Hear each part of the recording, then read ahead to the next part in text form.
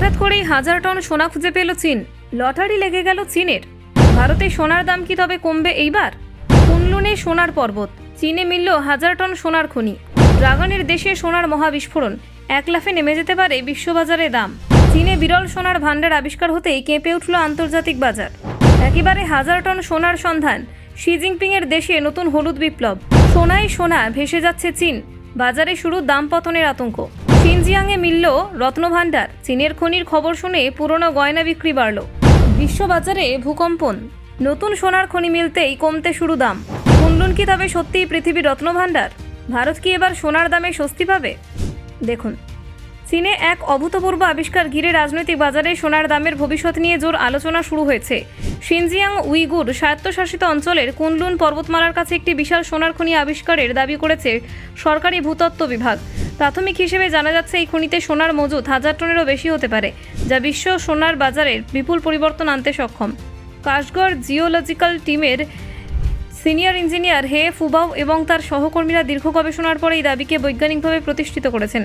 তাদের গবেষণা আন্তর্জাতিক জার্নাল একটা জেনোসাইন্টিকা সিনিকাতে প্রকাশিত হওয়ার পর বিষয়টি নিয়ে আরও আলোচনার ঝড় বয়ে যায়।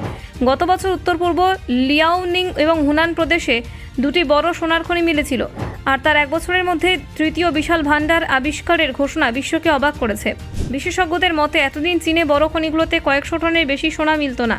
সেই তুলনায় নতুন আবিষ্কার চীনের অর্থনীতি এবং ভূরাজনৈতিক অবস্থানের জন্য অসাধারণ গুরুত্বপূর্ণ হতে পারে। আন্তর্জাতিক মহল মনে করছে চীন হয়তো এতদিন নিজেদের প্রকৃত সোনার ভাণ্ডারে তথ্য গোপন রেখেছিল, কারণ দেশটির খনিজ অনুসন্ধান ব্যবস্থা অত্যন্ত উন্নত এবং তথ্য নিয়ন্ত্রণও খুব কঠোর।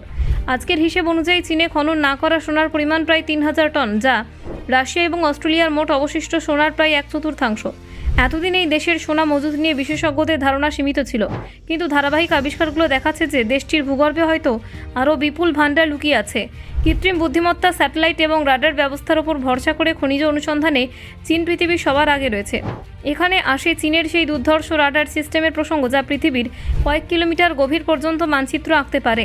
2018 সালে তৈরি হওয়া এই যন্ত্রের অ্যান্টেনা অ্যারের বিস্তৃতি নিউ ইয়র্ক শহরের 5 গুণ। নিম্ন ফ্রিকোয়েন্সি তড়িৎ চৌম্বকীয় তরঙ্গের সাহায্যে ভূগর্ভের গঠন পড়তে পারে এটি। ফলে মাটির নিচে কোন খনিজ কত গভীরে আছে তা খনন ছাড়াই বোঝা যায়। এই প্রযুক্তির প্রভাবে চীন শুধু নিজেদের দেশেই নয়, আফ্রিকার বহু অঞ্চলে নতুন খনিজ ভাণ্ডার শনাক্ত করতে সহায়তা করেছে।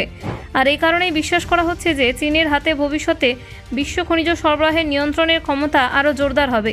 এই পরিস্থিতিতে ভারতের জন্য চ্যালেঞ্জ বাড়ছে, কারণ দেশটির খনিজ অনুসন্ধান প্রযুক্তি তুলনামূলকভাবে অনেক পিছিয়ে। এদিকে চীনে এত বড় সোনার খনির খবর প্রকাশ্যে আসতেই অদ্ভুত এক পরিস্থিতি তৈরি হয়েছে স্থানীয় বাজারে। মানুষ পুরনো সোনার গয়না বিক্রি করতে ভিড় জমাচ্ছেন, ফলে বাজারে সোনার সরবরাহ বেড়ে গিয়ে দামের ওপর চাপ পড়ছে। Bureau report, Bangla digital TV.